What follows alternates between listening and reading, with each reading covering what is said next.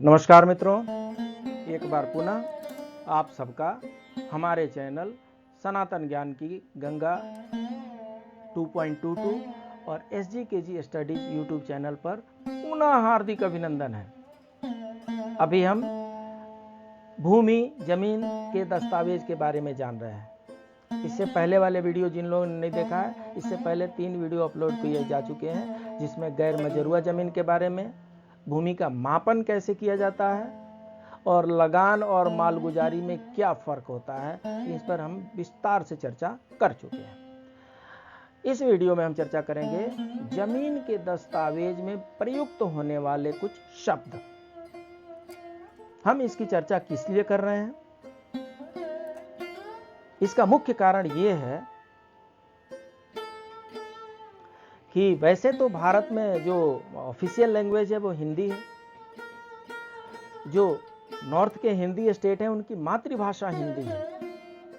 लेकिन क्या आपको पता है, कोर्ट कचहरी में, कचहरी मैक्सिमम लोग कहते हैं, कोर्ट तो कोई कहता नहीं है, न्यायालय कोई कोई कहता है, तो कोर्ट कचहरी न्यायालय में प्रयुक्त होने वाली भाषा आज भी उर्दू ही है। हमारे जमीन जायदाद में, हमारे खतियान में, हमारे लैंड रिकॉर्ड्स में जो वर्ड यूज हुए हैं वो आज भी उर्दू में है। हमें किसी भाषा से परहेज नहीं है, लेकिन समझना तो पड़ेगा ना। अगर हम अनजान बने रहे तो हमें अपने अधिकार पर हमारा अधिकार ही नहीं समझ में आएगा। तो अगर हमें अपना अधिकार समझना है तो उन शब्दों को जानना पड़ेगा। कई बार तो हमने ऐसा भी देखा है कि खतियान निकाल लिया आपने, लैंड रिकॉर्ड्स निकाल लिए और उसमें ऐसे ऐसे भारी भारी उर्दू शब्द लिखे हुए हैं। इसका मीनिंग क्या होता है यार? दिमाग खराब है। ले चलो इसको किसी वकील के पास ले चलते हैं, पुराने वकील के पास लेके चलते हैं, ऐसा लोग कहते हैं। ऐसा क्यों कहते हैं? क्योंकि पुराने वकील प्रैक्टिस करते करते उन उर्दू और फारसी के शब्दों से परिचित हो चुके हैं। जो आज का जो पढ़ा लिखा युवक है वो इंग्लिश में पढ़ता है, नहीं तो हिंदी में पढ़ता है। और जब वो इंग्लिश पढ़ेंगे, हिंदी पढ़ेंगे, तो उर्दू से उनका दूर दूर तक संबंध नहीं है। तो अभी जितने भी लैंड सेल डीड बन रहे हैं, जितने प्रकार की क्रय बिक्री हो रही है, ट्रांसफर हो रहे हैं, अभी जितनी रजिस्ट्री में एंट्री हो रही है वो या तो इंग्लिश में हो रही है, नहीं तो हिंदी में हो रही है। लेकिन अभी भी कुछ लोग अपना वर्चस्व जमाने के लिए, लोगों में छाप छोड़ने के लिए, कंफ्यूजन क्रिएट करने के लिए, आने वाली पीढ़ी के लिए बोझ बनाने के लिए अभी भी उन पुराने शब्दों को, वो उर्दू फारसी के शब्दों को यूज कर लेते हैं। तो हम उनको रोक नहीं सकते। कुछ लोग हैं जो अपनी आदतों से बाज नहीं आते हैं, न आए, जो भाषा यूज करना है करें। लेकिन जो पहले से प्रयुक्त भाषा हमारे दस्तावेज में है, हमारे खतियान में है, उसको तो हमें जानना ही पड़ेगा ना। और इसलिए अभी हम कुछ शब्दों से परिचित होंगे, जमीन के दस्तावेज में प्रयुक्त होने वाले शब्दों से।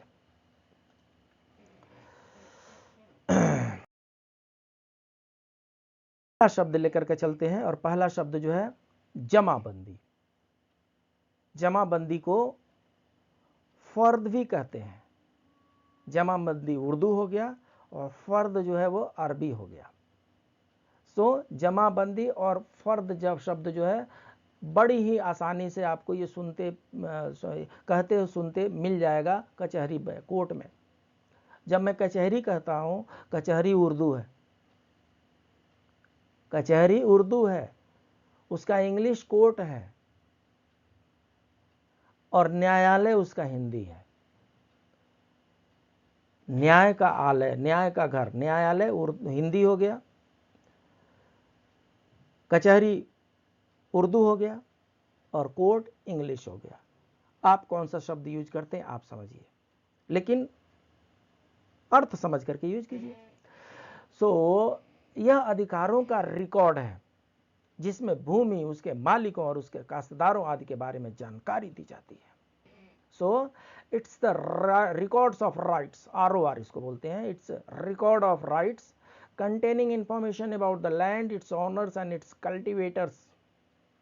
So जमाबंदी वो कागजात है, जमाबंदी वो रिकॉर्ड है, या यूं कहें कि जमाबंदी जो है रिकॉर्ड्स ऑफ राइट है, अधिकारों का एक रिकॉर्ड है, अधिकारों का एक अभिलेख है, जिसमें लैंड, उसके मालिक और उसके जोतदार, कल्टीवेटर, इन तीनों के बारे में जानकारी दी जाती है।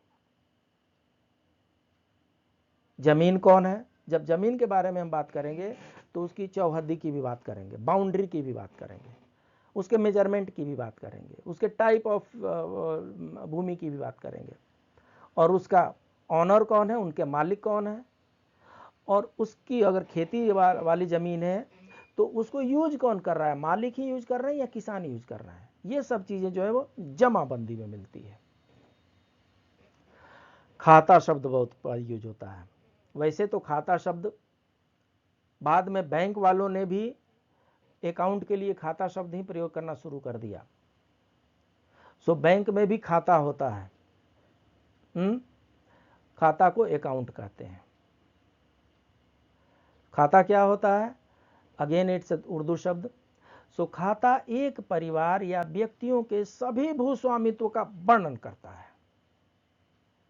सो जब हम कहेंगे कि खाता मुझे लेना है, अकाउंट लेना है, तो अकाउंट जो होगा एक परिवार का होगा। एक परिवार के जितने भी लैंड रिकॉर्ड है उनके बारे में जानकारी चाहिए तो आपको खाता निकलवाना पड़ेगा। आप खाता पे जाकर के अभी तो ऑनलाइन भी मिल जाता है। हम ऑनलाइन वाले पर भी क्लास करने वाले हैं, एक एक चीज पर हम क्लास आपको करेंगे, आपको हम जानकारी प्रदान करेंगे। सो खाता क्या है? खाता एक अकाउंट है, जैसे बैंक अकाउंट होता है ना, तो बैंक अकाउंट में क्या होता है, जो पहला पेज होता है उस पर आपका नाम होगा, आपका एड्रेस होगा, आपका अकाउंट नंबर होगा, आपका मोबाइल नंबर होगा, आपका ईमेल आईडी होगा, आपका डेट ऑफ बर्थ होगा, ये आपके पास पर्सनल पार्टिकुलर्स जो होते हैं वो फर्स्ट पेज पे होते हैं। और उसके बाद से आपने कितना जमा किया, कितना निकाल लिया, वो सब होता है। ठीक उसी तरीके से लैंड में भी खाता होता है। ये किसके नाम रहा, पहले किसका भूस्वामित्व था, उसके बाद से क्या उन्होंने बेच दिया, क्या उन्होंने पट्टे पे दे दिया, क्या उन्होंने मोर्गेज कर दिया, जिसको मोर्गेज का हिंदी में याद करता हूं फिर बताता हूं। सो उन्होंने गिरवी रख दिया, उसका सारा डिटेल, बेच दिया तो किसके पास गया, वो सारा डिटेल आपके खाता में मिल जाएगा। सो खाता का एक बार नजर डाल लीजिए। उसके बाद से आइए साहब, खसरा होता है। खसरा नंबर जो होता है, this is the survey number और the plot number assign to a land parcel. यह सर्वे नंबर या प्लॉट नंबर है जो किसी लैंड पार्सल को सौंपा गया है। देखिए ऐसा है, एक खाता संख्या हो गया, उस खाता संख्या में एक बहुत बड़ा प्लॉट हो गया, मान लीजिए एक बहुत बड़ा प्लॉट हो गया, एक बहुत बड़ा प्लॉट हो गया, उसके पूर्वी हिस्से को कोई और यूज कर रहा है, पश्चिमी हिस्से को कोई और यूज कर रहा है, उत्तरी हिस्से को कोई और यूज कर रहा है, दक्षिणी हिस्से को कोई और यूज कर रहा है। तो कहने का मतलब कि उस लैंड के 4 हिस्से हो गए ना। तो वो जो लैंड के 4 हिस्से हो गए, एक एक हिस्से को आइडेंटिफाई करने के लिए उनको सर्वे नंबर या प्लॉट नंबर दिया जाता है। आजकल शहरों में लोग क्या करते हैं, प्लॉटिंग हो जाती है, और प्लॉटिंग होने के बाद से प्लॉट नंबर खरीदा जाता है, प्लॉट नंबर का सेल परचेज होता है, सो दैट आइडेंटिफिकेशन बना रहा है। तो इसी प्लॉट नंबर को, इसी सर्वे नंबर को खसरा नंबर कहते हैं। ठीक है साहब। खतौनी क्या होती है? सो खतौनी, this document has details about land holdings of cultivators. इस दस्तावेज में काश्तकारों की भूमि जोत के बारे में विवरण होता है। सो खतौनी क्या होती है? खतौनी में सिर्फ और सिर्फ ये डिटेल होता है कि इस जमीन पर कौन खेती कर रहे हैं, ये जमीन किसकी है इसके बारे में नहीं होता, इस जमीन का मालिक कौन है इसके बारे में नहीं होता, इस भूमि की, उस भूमि पर खेती कौन कर रहे हैं, इस भूमि पर रहन बसन कौन कर रहे हैं, उनका जो डिटेल अगर निकालना हो तो खतौनी से निकलेगा। ठीक है साहब। So it's land holdings cultivators detail. इस दस्तावेज में काश्तकारों की भूमि जोत के बारे में विवरण होता है। काश्तकार का मतलब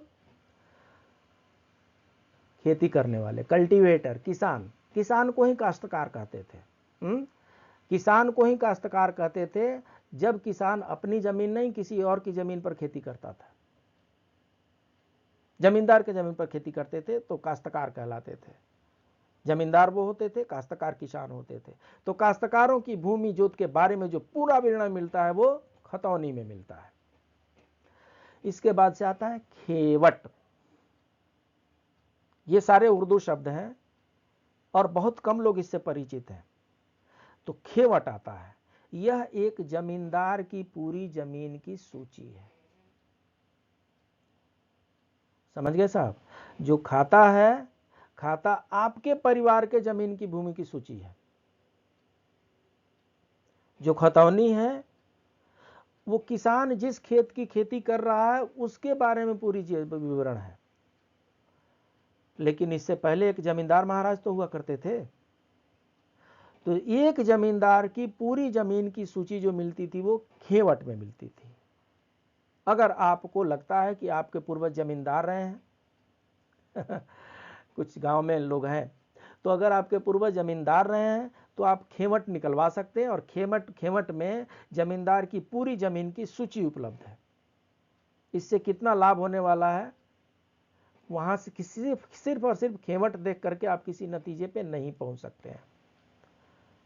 आपको किसी नतीजे पे पहुंचना है, जमाबंदी देखना है। आपको किसी नतीजे पे पहुंचना है, खाता देखना है। आपको किसी जमीन का नतीजे पे पहुंचना है, खसरा देखना है, म्यूटेशन रिकॉर्ड देखने हैं, लैंड रिकॉर्ड्स देखने हैं, लैंड रजिस्टर देखने हैं। सिर्फ खेवट के भरोसे आप किसी नतीजे पे ना पहुंचिए। नकल। नकल तो बहुत ही चिर परिचित शब्द है। जितने लोग कोर्ट कचहरी में जाते हैं, चाहे जमीन के रजिस्ट्री वगैरह में जाते हैं, वो बोलते हैं नकल चाहिए। नकल मतलब कॉपी। नकल मतलब ये जो पेपर है ना आपके पास, इस पेपर से मिलता जुलता हुआ मुझे भी कुछ पेपर चाहिए। नकल सिर्फ उन चीजों का लिया जाता है, सिर्फ उस रिकॉर्ड्स का नकल लिया जाता है जो रिकॉर्ड सरकार के कब्जे में है। वो ओरिजिनल रिकॉर्ड आपको दिया नहीं जा सकता। सेल डीड होता है ना, खरीद बिक्री होती है, तो जो सेल डीड होता है, बैनामा जिसको बोलते हैं, तो जो बैनामा का जो पेपर होता है उसका मालिक कौन होता है? खरीदने वाला हुआ, बेचने वाला हुआ। ये जो बैनामा है, जो सेल डीड है, जो रजिस्ट्री है, रजिस्ट्री के कागज का मालिक रजिस्ट्री का ऑनर हुआ, सरकार नहीं हुई। तो उसकी नकल निकालने की जरूरत कब पड़ेगी? अगर भूल गया और गवर्नमेंट से लेना चाहते हैं तो। नहीं तो नकल सिर्फ और सिर्फ उसी चीज का निकलता है, उसी डॉक्यूमेंट का निकलता है, उसी रिकॉर्ड का निकलता है जो सरकार के स्वामित्व में हो। उस रिकॉर्ड को आप एक जगह से दूसरे जगह नहीं ले जा सकते, और इसलिए सरकार से एप्लीकेशन दिया जाता है कि उसकी एक कॉपी मुझे दे दीजिए, मुझे उससे काम है। तो उसको बोलते हैं नकल। भूमि अभिलेखों की एक प्रति, एक नकल में भूमि, स्वामित्व पैटर्न, राजस्व आदि के बारे में सभी जानकारी होती है। So a copy of land records नकल contains every information about land ownership pattern and revenue. So ये पार्टिकुलर टर्मिनोलॉजी यूज होती है जमीन के बारे में। अगर बोलेंगे कि मुझे नकल निकलवाना है तो उस नकल में लैंड के बारे में होगा, उसके ऑनर के बारे में होगा, ऑनरशिप पैटर्न के बारे में होगा, और उससे रेवेन्यू देते हैं क्या, मालगुजारी दे सकते हैं क्या, उसके बारे में सारी जानकारी नकल से मिलती है। खुद कास्ट यह दर्शाता है कि एक भूमि पर उसके मालिकों द्वारा खेती की जा रही है, न किसानों के द्वारा। खुद कास्ट मतलब मैंने बताया था किसानी, जोतदार। काश्तकारी मतलब जो जोत रहे हों। जब खुद कास्ट होंगे तो खुद का मतलब होता है स्वयं, सेल्फ, और कास्ट का मतलब फार्मर, कल्टीवेटर, जोत करने वाले। तो जब खुद कास्ट होंगे इसका मतलब कि मेरी जमीन है और मैं ही इस पर खेती कर रहा हूं। किसी बटाईदार को हमने ये जमीन नहीं दिया है खेती करने के लिए। मैं अपनी भूमि पर स्वयं ही खेती कर रहा हूं। ऐसा सिचुएशन जब होगा तो उसको खुद कास्ट कहते हैं। मौजा बहुत यूज होता है। अभी कल ही परसों एक मेरे फ्रेंड है, उनका लैंड रिकॉर्ड निकालना था, तो बोल रहे थे मौजा। तो मौजा क्या होता है, देखिए, एक तो गांव होता है, हाँ, गांव जिसको विलेज बोलते हैं, और एक मौजा होता है। कभी कभी क्या होता है, गांव को ही मौजा कहते हैं। मौजा का शाब्दिक अर्थ का देखा जाए तो एक रेवेन्यू विलेज होता है। मौजा का शाब्दिक अर्थ राजस्व गांव होता है। अगर गांव बहुत बड़ा है, कई टोले में बटा हुआ है, कई दिशाओं में विभाजित है, तो हो सकता है कि उस गांव के 2-3 मौजा बन जाए। सो विलेज रामपुर 1, रामपुर 2, रामपुर 3, रामपुर 4, ऐसा भी हो सकता है। और अगर रामपुर गांव ही छोटा है तो 2-3 गांव मिला करके भी मौजे का नाम दिया जा सकता है। सो मौजा जो होता है, मौजा का मतलब होता है राजस्व गांव। सरकार के लैंड रिकॉर्ड्स में उस गांव का नाम राजस्व गांव के नाम से जब लिखा जाता है तो उसको मौजा कहते हैं। फिलहाल आप यही समझिए, मौजा का मतलब गांव होता है। लेकिन जो लोग 50-55 से उम्र से ज़्यादा वाले होंगे, उनको पता होगा, पहले जब हम अपना एड्रेस वगैरह लिखते थे पोस्ट कार्ड पे, अंतर्देशीय पत्र कार्ड पे, लिफाफा पे, तो कई लोग लिखते थे साकिन, साकिन रामपुर, साकिन बवनौली, ऐसा लिखते थे। साकिन का अर्थ भी गांव होता है। साकिन का अर्थ भी गांव होता है, मौजा का अर्थ भी गांव होता है। साकिन जो है रेवेन्यू विलेज नहीं है, मौजा रेवेन्यू विलेज है। इसलिए जब भी आप रेवेन्यू विलेज की बात करेंगे तो वहां पर मौजा ही शब्द आएगा। आप विलेज लिखिए, आज के डेट में मौजा पहले लिखा जाता था, उसका नंबर होता है, ठीक है, आप विलेज लिखिए, गांव लिखिए। बैनामा, तो बैनामा क्या है, यह बिक्री विलेख के लिए इस्तेमाल में किए जाने वाला शब्द है। बैनामा को इंग्लिश में सेल डीड कहते हैं, इसको हिंदी में विक्री विलेख कहते हैं। सो बैनामा मतलब अपनी जमीन को किसी और के नाम कर देना, अपनी भूमि को किसी और के नाम लिख देना, बैनामा होता है। बैनामा का मतलब बेच देना होता है। जब हम किसी जमीन को किसी जरूरत बस, जरूरत इस पक्ष का भी हो सकता है, उस पक्ष का भी हो सकता है, सो जरूरत बस अगर हम किसी जमीन को हम सेल करते हैं, बेचते हैं, तो उसको उर्दू में बैनामा कहते हैं। तो जब लैंड रिकॉर्ड आप देखेंगे तो वहां पर समझ में आएगा कि ये बैनामा से आया है, इनहेरिटेंस से आया है, वसीयत से आया है, कहां से आया वो सारा दिख जाएगा। तो फिलहाल आप यही समझिए कि बैनामा का मतलब सेल डीड होता है।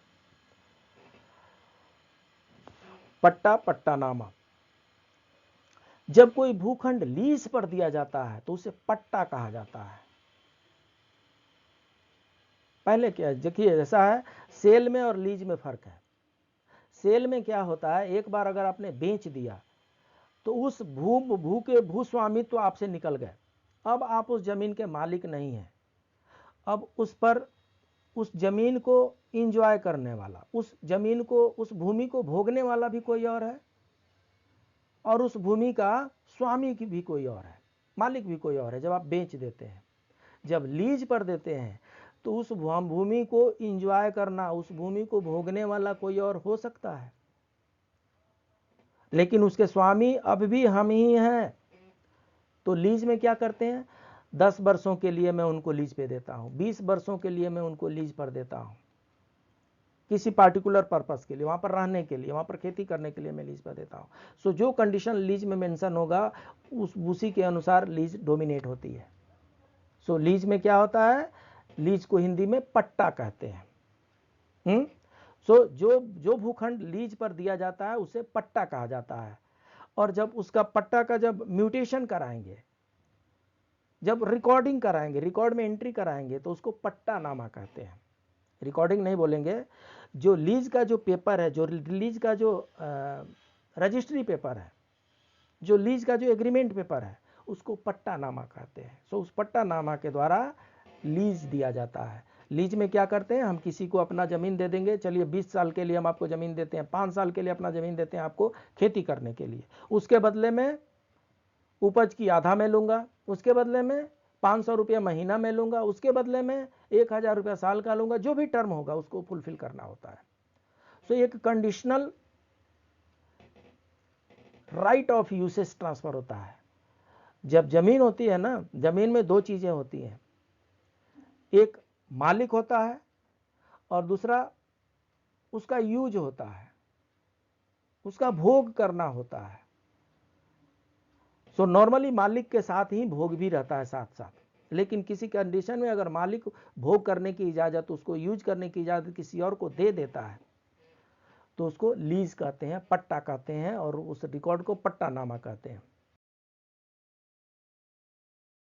बटाई। अब बटाई का हिसाब ऐसा है साहब कि बटाई के दो अर्थ होते हैं। एक तो बट जाना मतलब डिवाइड कर देना होता है ना, 10 बोरे अगर गेहूं निकले हैं तो बांट दीजिए, 5-5 बोरे हो गए, डिवीजन करना होता है। लेकिन यहां पर क्या है, जब लैंड रिकॉर्ड में बटाई की बात करते हैं तो इस प्रणाली का वास्तव में अर्थ है फसल उगाने और कुछ शर्तों पर इसे साझा करने के लिए मालिक और कृषक के बीच की एक व्यवस्था। सो आज भी लोग गांव में जो खेती नहीं कर पाते हैं वो किसी और को खेती करने के लिए दे देते हैं, उसी को बटाई कहते हैं।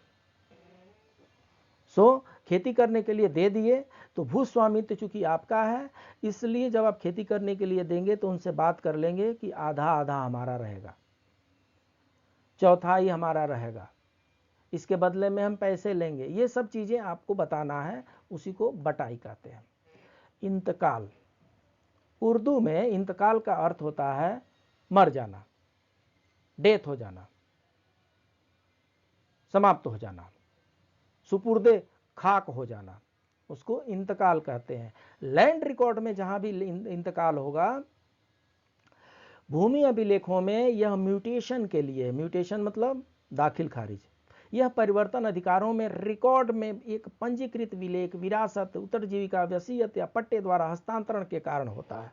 सो क्या होता है, पहले के जिस भी कारण से जमीन अगर एक व्यक्ति से दूसरे व्यक्ति को ट्रांसफर हो रहा है, हस्तांतरित हो रही है, एक व्यक्ति एक मालिक से दूसरे मालिक को जब जमीन का हस्तांतरण होता है तो म्यूटेशन किया जाता है, दाखिल खारिज किया जाता है।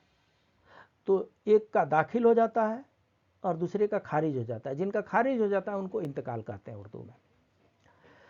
आइए, दाखिल खारिज शब्द आ ही गया। सो दाखिल खारिज का अर्थ इंग्लिश में म्यूटेशन होता है। इसके बारे में हम बहुत चर्चा कर चुके हैं, फिर भी आपको बताते हैं। Property mutation is also known as दाखिल खारिज। प्रॉपर्टी म्यूटेशन को दाखिल खारिज के नाम से जाना जाता है, इतना ही यहाँ पर मेंशन किया हुआ है। आपको बता दें कि जब भी कभी ऑनरशिप का ट्रांसफर होगा, जब भी लैंड, चाहे वो कृषिजन्य लैंड हो चाहे रहने वाला लैंड हो, जब भी भूमि का हस्तांतरण होगा, ट्रांसफर होगा, फॉर एग्जाम्पल किसी ने किसी को ए ने बी को जमीन, मोहन ने सोहन को जमीन बेच दिया, भूमि बेच दिया, मोहन ने सोहन को जमीन बेच दिया। बेचने के बाद से वो जो रजिस्ट्री का रिकॉर्ड है उसके बाद उसको लगा करके म्यूटेशन के लिए अप्लाई करते हैं। सो मोहन ने सोहन को बेचा है, तो दाखिल कौन होगा, सोहन होगा, और खारिज कौन होगा, मोहन होगा। तो जो सरकार का जो लैंड रिकॉर्ड है, जो भूमि का जो उनका रजिस्टर है, उस रजिस्टर में सोहन ने खरीदा है तो सोहन दाखिल हो गए, उस जमीन में मालिक बन गए, और मोहन ने बेचा है तो मोहन खारिज हो गए, उस जमीन से उनका अधिकार निकल गया। इसको दाखिल खारिज कहते हैं। दाखिल खारिज मस्ट है, इसे कराना है, कराना है, कराना है। अगर आपने कहीं से भी लैंड परचेज किया है, कहीं से भी लैंड आपको मिला है, दाखिल खारिज जरूर कराएं। दाखिल खारिज जो है वो फाइनल प्रूफ है। दाखिल खारिज is the ultimate evidence that land belongs to you. So इसलिए अगर आपके पास जमीन है उसकी दाखिल खारिज करानी है। वर्षाल। इसमें क्या होता है, this property mutation upon the death और थ्रो अ विल। सो इसमें क्या होता है, बहुत लोग हमारे पूर्वज गुजर जाते हैं और कुछ लोग तो वसीयत लिख करके भी जाते हैं। वसीयत को हम विल्स बोलते हैं। सो कुछ लोग वसीयत लिख के जाते हैं कि मेरे मरने के बाद से मेरे ज़मीन पर सो एंड सो का अधिकार होना चाहिए, ऐसा वो लिख के जाते हैं।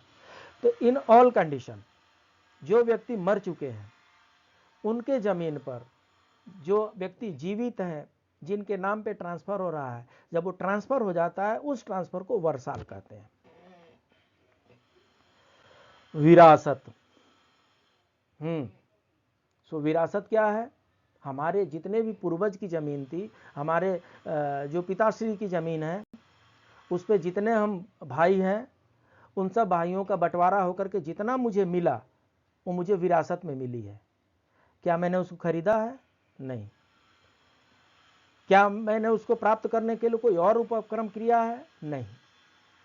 क्या वो मेरे खून पसीने की कमाई है? नहीं, वो मेरे बाप दादों के खून पसीने की कमाई है। वो जितना जमीन बचा के रखे हैं, हो सकता है कि संकट के समय में भोजन तक ना मिला हो, दवा तक का प्रबंध ना हो पाया हो, फटे हुए कपड़े पहने हो, लेकिन अपनी जमीन को, अपनी भूमि को वो बचा के रखें ताकि मेरे बाद मेरी संतानें उसका यूज करें, मेरे बाल बच्चे उसका भोग करें। तो जब बाप दादों की जमीन जो है बच्चों के पास आ जाती है तो उसको विरासत कहते हैं।